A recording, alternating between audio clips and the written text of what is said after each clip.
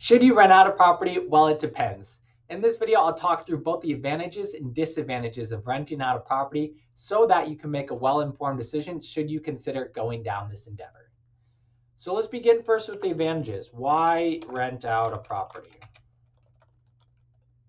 Well, first off, it could help expand one's real estate portfolio.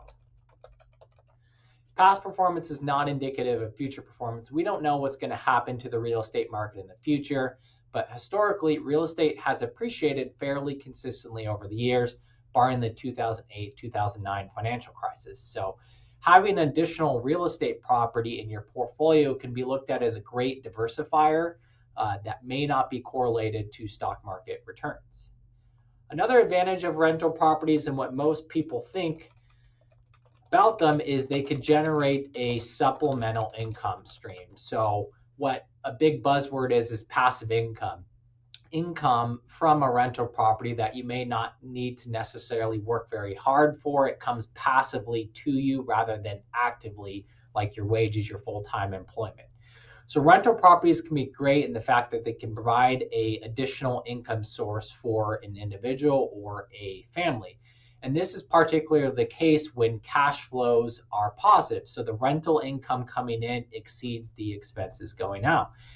And the degree of these cash flows, whether they're consistent, is going to vary based on some factors such as the longevity of the tenants and the location of the property and the seasonal performance. So, for example, an Airbnb may have pretty different cash flows compared to a long-term rental where the tenants stay around for multiple years.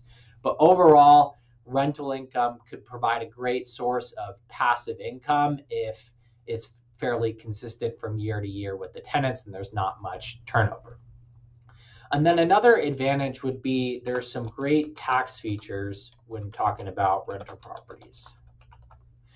And the first tax feature would be the deductions. So any costs associated with the rental property can directly be deducted against the rental property income, which means that you're likely not going to pay 100% tax on all the rental income that you receive. So management fees, mortgage interest, property taxes, insurance, repair, maintenance costs, all these expenses with the rental property can be deducted against the income, lowering the taxability of the rental property income. In addition to this, there's also depreciation with rental properties. And what this means is once you purchase that rental property, you can recover that initial purchase price over a set period of time. For rental properties, this is 27 and a half years over a straight line schedule. So you could essentially take a portion of that rental property initial purchase price each year over 27 and a half years and use it as a deductible expense, offsetting some of the rental income, i.e. reducing the taxability of the rental property income. Where this comes back at you, should you decide to sell the rental property, you'll face depreciation recapture taxes. But either way, depreciation could be looked at as a benefit, at least in the short term, to help reduce the taxability of the rental income. And then another tax feature would be losses. So when it comes to rental properties, you could either take losses if you meet the active or material participation requirements. So active participation or material participation. So active participation is a lot less stringent compared to material, and most individuals that rent a property can qualify for this. In order to meet the active participation requirements, you generally need to engage in management decisions. So approving tenants, setting rental terms, authorizing expenses would be some examples of this. So should you meet the active participation requirements, you could potentially deduct rental losses against your other income sources, your wages, your interest, your dividends, etc., as long as your adjusted gross income is under certain thresholds. So that is $100,000. So if your adjusted gross income is under $100,000, you could actually deduct up to $25,000 of rental losses against your other income sources. And the minute that your adjusted gross income crosses over $100,000, that $25,000 loss availability is going to start to be phased out. And once the income exceeds $150,000, then you can no longer deduct rental property losses against other income. But either way, if your income is under those thresholds, you could potentially deduct, again, up to $25,000 of rental losses against other income, with the active participation requirements. Material participation, on the other hand, is a lot more strict, and few people qualify for material participation. And this is the case because you have to put in hundreds of hours dedicated to operating the rental property in a year. So few people qualify, maybe real estate professionals, but should you qualify for material participation, you could take those rental losses and use them against all of your other income, and there's no income thresholds you have to be concerned about.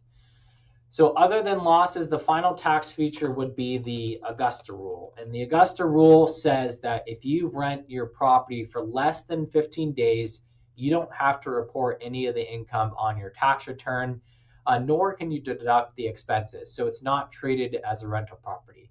And this came out of the annual Masters tournament in Augusta, Georgia, where a lot of people were renting their property for a week and they didn't want to treat it as a rental property in their tax return. So the IRS says, okay, you rent it less than 15 days, you don't have to report the income, but you also can't deduct the expenses. So those are the key primary advantages of renting out a property. So now let's talk about why not rent a property. And the first reason for this would be it could be time consuming. So this is particularly the case should you not outsource property management responsibilities to a property management company. They call it sometimes the 3 T's. When you're the landlord for rental property, you could have to deal with toilets, tenants, and trash. So you need to be accessible to your tenants 24/7 to be able to meet their needs. When something breaks or something needs to be repaired, you have to address it as the landlord.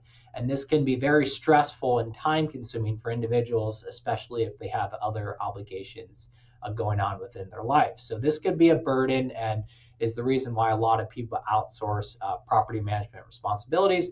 But this does come with a fee on the rental income percentage. So something to be aware of. In addition to a rental property being time consuming, it could also be costly.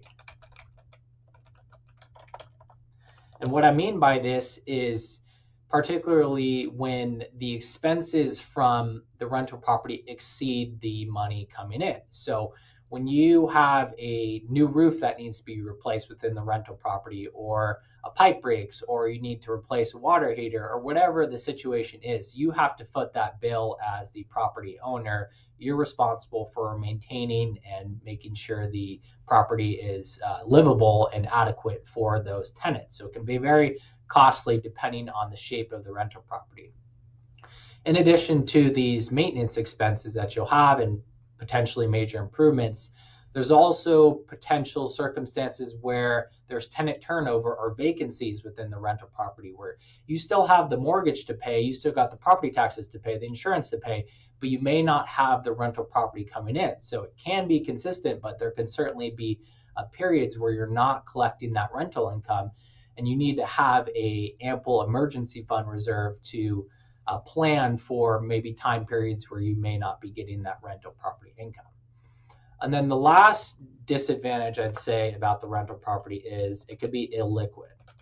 And what I mean by this is the equity from a rental property cannot be easily converted to cash. You can't just easily sell it and take cash from it. So a lot of individuals that are privy to real estate want to have a big real estate portfolio and get a ton of passive income, but fail to have an adequate emergency fund reserve on the side.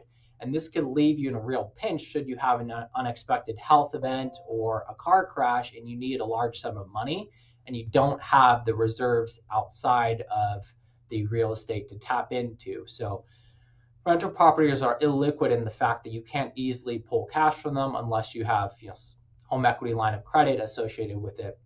So it's really important to have ample emergency fund reserve in place with the rental property should you have those emergency expenses, because the rental property is illiquid.